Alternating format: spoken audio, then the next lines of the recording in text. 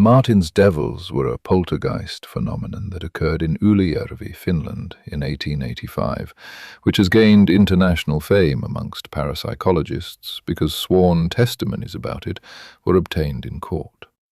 Martin's croft was located in the village of Kejärvi in Ylöjärvi.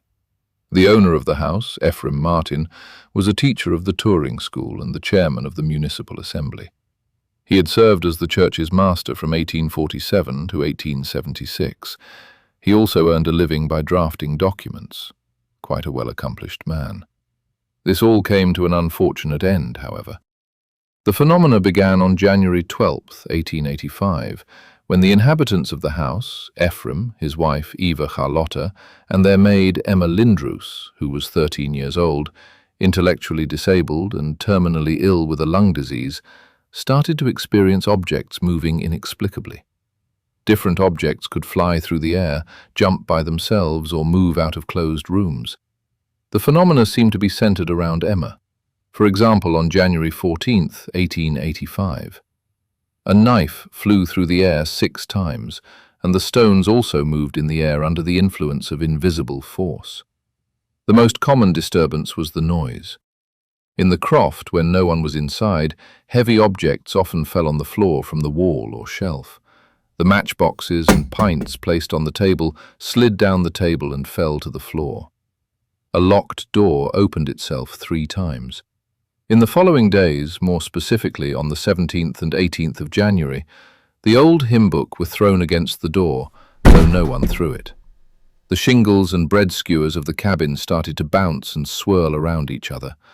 On 3 other days in January, bark pieces, shards of clay, a club, a sieve and candlesticks flew in the air. A pair of boots moved by themselves on the floor, and the bed jumped into the air. Newspapers reported on the phenomena at Martin's cottage, and the stories attracted curious people to the place. The crowd of people was often there for fun, getting drunk and behaving recklessly. Ephraim Martin moved to Tampere for a couple of days to escape the commotion. The phenomena and the drunkenness around the house prompted the Crown Prince to visit the place. He sent a report to the county governor, who ordered the Martins to be prosecuted for witchcraft and illegal sale of spirits, thus explaining the strange sightings that had occurred. The unexplained phenomena ended on January 27th as unexpectedly as they had begun. According to folklore, the devils who were responsible for the phenomena moved on to the perpetrators of a homicide that occurred near the end of the day in the vicinity.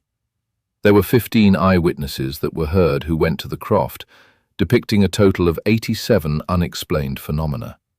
The court initially suspected the cause of the disturbances was Emma doing pranks.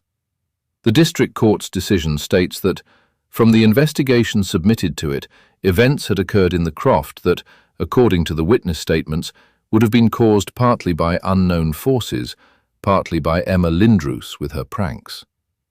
Emma was not heard as a witness because of her illness, and she died in February 1895. The court dismissed the charges as unproven. As a result of the trial, Ephraim Martin lost his reputation and got into financial difficulties, although the residents of the croft were found not guilty of the incidents. Martin and his wife died 5 years after the trial. In 1918, the cottage was moved to the other side of Lake Kejärvi, next to the Tikonoja Bridge. The building was later demolished.